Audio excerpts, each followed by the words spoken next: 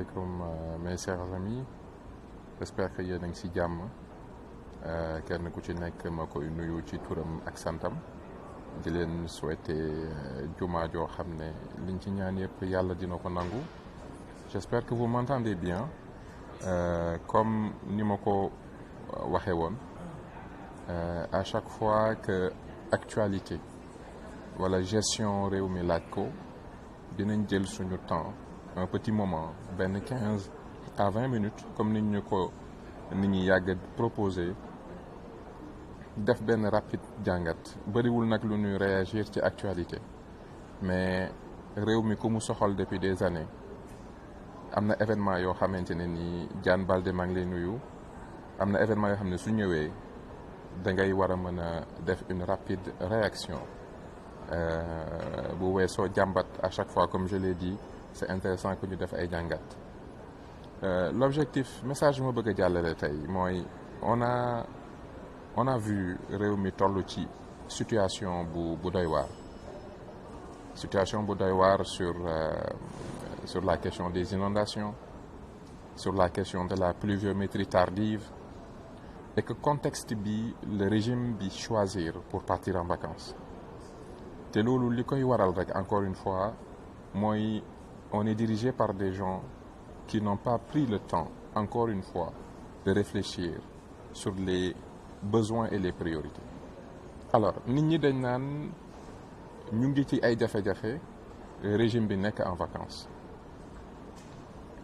te boo ko waxee membre régime bi critiqué la song la ne la ñëppay dem vacances da ngeen a nekk ay démagogue parce que vacances ci liggéey yëpp la am donc waru leen fi nekk di tudd vacances su régime bi naan waruñu dem vacances alors que ku waxal yàlla rek xam ne liggéey boo gis am na vacances yaakaar naa ñun waxuñu loolu c'est un combat boo xam ne nit ñi ils se sont battus pour ça depuis des années. Le débat n'est plus à ce niveau. Débat bi fi mu nekk mooy vacances dafa am période vacances dafa war a nekk lu pertinent moment bi nga koy jël dafa war a am sens. Je vous donne des exemples et di ngeen xam fi may ñëw. Nous sommes 15 millions de Sénégalais li ëpp ci ñun vivent dans le monde rural mooy ci dëkk yi nga xam ne agriculture ak élevage mooy seen activité principale. Li ëpp ci Sénégalais yi ay béykat lañ béy moo nekk seen priorité béy moo nekk li nga xam ne période bii buñ ko réussiree seen at nekk ci jàmm buñ ko réussirul seen dundin ci at mi ne ci jafe-jafe. Donc monde rural Deuxièmement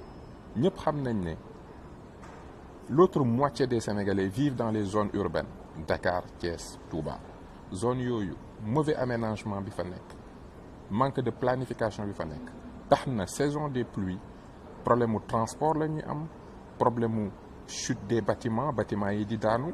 problème mu congestion la ñuy am risque maladie itam période bii lay tombé. D'un point de vue de la santé ñëpp xam nañ ne période bii bu ndox mi ñëwee ak mauvaise ordures yi ni mu feesee ci dëkk bi période bii la maladie yi gën a grave des maladies dangereuses maladies infectieuses di développé wu. ñëpp xam nañ ne période bii donc d'un point de vue économique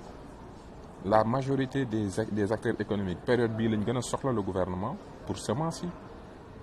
pour surface agricole yi pour risque d'invasion ci yenn insectes yi moment bii lañ soxla ndox moment bii lañ gën a soxla nos dirigeants. C'est comme un banquier d'affaires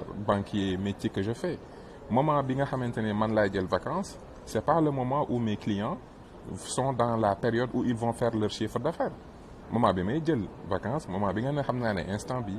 sama clients yi pour la plupart ñoom seen problème yëpp réglé na. Sénégal ku xam Sénégal ak ku bëgg Sénégalais yi war na noo xam ne bu période juillet août septembre ni ñëpp affaire agriculture la ñuy wax.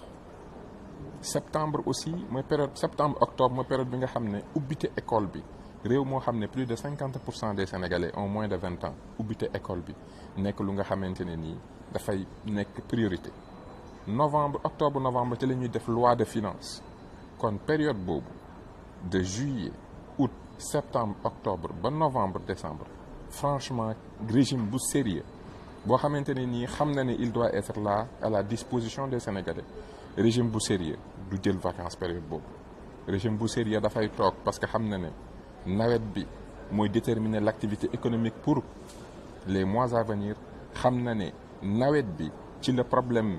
d'urbanisme yi gën a compliqué donc il faut nga toog xool xam ndox mi yan irrégularité lay wane encore ak naka lañ koy gérer xam na ne buñ génnee ci saison kii bi ubbite école yi la ak dette bi ñu yoreel école yi ba noppi war a dem assemblée nationale voter les lois de finances yi nga xam ne au mois de novembre lañ war a yoree réew mi période bii mooy période bi gën a cruciale ci planification ak teey ak xereñ ak gëstu ak observer période bi mooy période bi gën a am solo pour ñun Sénégalais yi parce que li ëpp ci ñun ay jeunes lañ li ëpp ci ñun ay agriculture la ñuy def te li ëpp ci ñun suñu dëkku taax yi c'est mal fait que bu taw bi ñëwee jafe-jafe yi am te loolu lu ñu war a régler la donc du moment wu vacances encore une fois ce qu'on vous demande ce n'est pas bu leen jël vacances mais pour une fois faites preuve de bon sens et de responsabilité faites preuve de yërmande et soyez à la disposition des Sénégalais comprenez leurs besoins quand les gens vous disent ñu ngi ci ay jafe-jafe ngeen a jël vacances waxuñ leen ne waru leen a jël vacances ce qu'on essaye de vous dire c'est que mënu leen toog période bi nga xamante ne nii le secteur primaire la majorité des Sénégalais dañ leen a soxla ngir ngeen régler problème mu ñàkk ndox mi régler problème mu surface yi ñu war a béy régler problème mu semence bi régler problème mu retard de l'eau ngeen taxaw leen ba noppi zone urbaine yi inondation bi ñu war a replanifier les villes xoolaat les plans de ruissellement liggéey boobu yëpp laaj coordination laaj présence te buñ jugee ci ñaari weer yi l'école war a ubbi buñ ci jugee ñu war a dem assemblée nationale du période du jël vacances période du jël vacances à partir de janvier bu président defee discours à la nation ba noppi je pense que ne janvier février mars période boobu avril moo gën a yeyoo ay vacances pour un pays pauvre qui ne compte malheureusement que sur l'agriculture et sur sa jeunesse et qu'il y a des villes yu nga xamante ne nii le réaménagement de ces villes pose problème surtout dans ces 3 mois-là régime bu sérieux du dem vacances ci période boobu c'est ça le fond de notre pensée c'est ce que nous vous demandons et ça montre encore une fois que le problème encore une fois c'est que nous avons des gens qui ne prennent pas le temps de réfléchir sur ce qu'ils font du ñu xoolaat changer soppeeku un autre état d'esprit jéem a samp beneen république xam ne ñun mënuñu ne nit ñi dañuy jël vacances rek août septembre ñun ñu jël vacances juillet août septembre te juillet août septembre nekk mois bi gën a am solo ci question économique nekk mois bi gën a compliqué dans la gestion urbaine nekk moment période ne bu ñu ci weesoo dugg ci ubbite l'école su weesoo loolu ñu dugg ci mbiru dem assemblée nationale wala def les lois de finances bu ngeen toogul Sénégal heure bi déglu monde rural bi gérer ville yi qu'est-ce que vous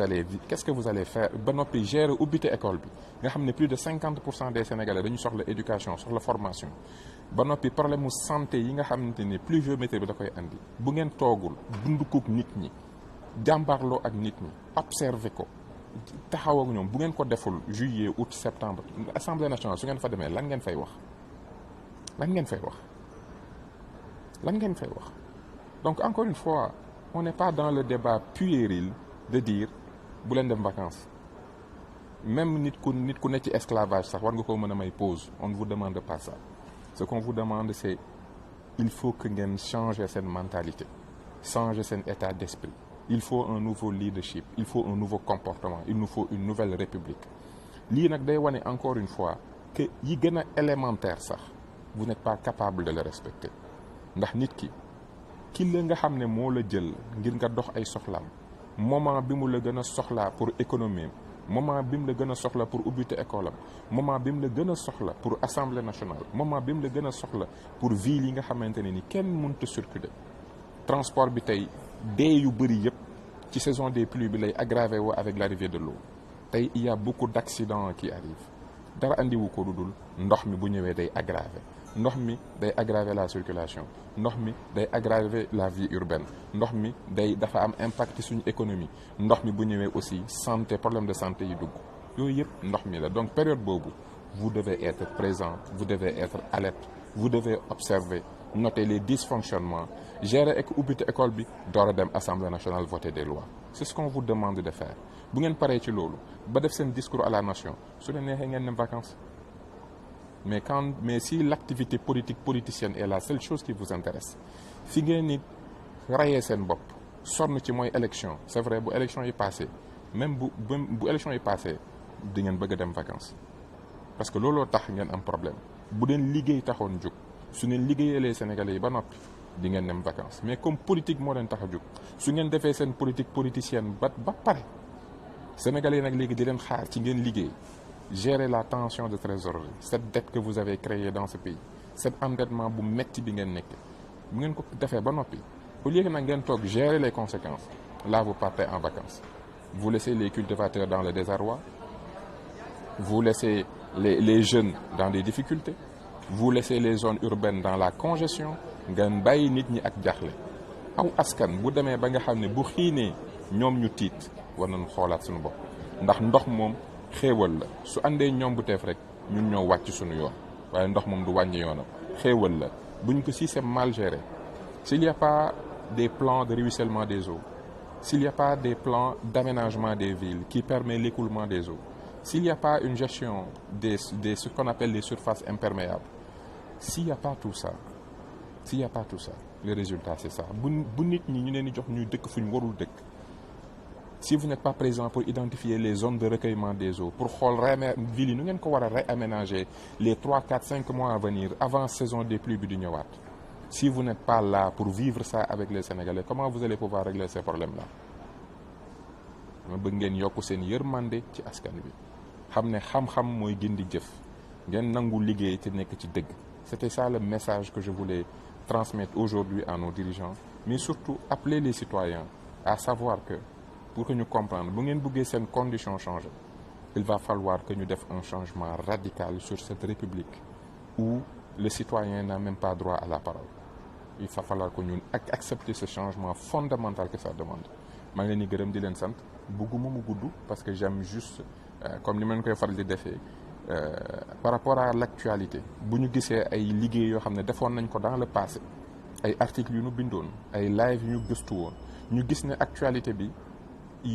possibilité ñu ñëw wax ak sénégalais yi moment bi ba noppi andi jàngal yooyu ñu defoon dañ koy def ngir su toujours rek encore une fois xam ne suñu mission première mooy aider les sénégalais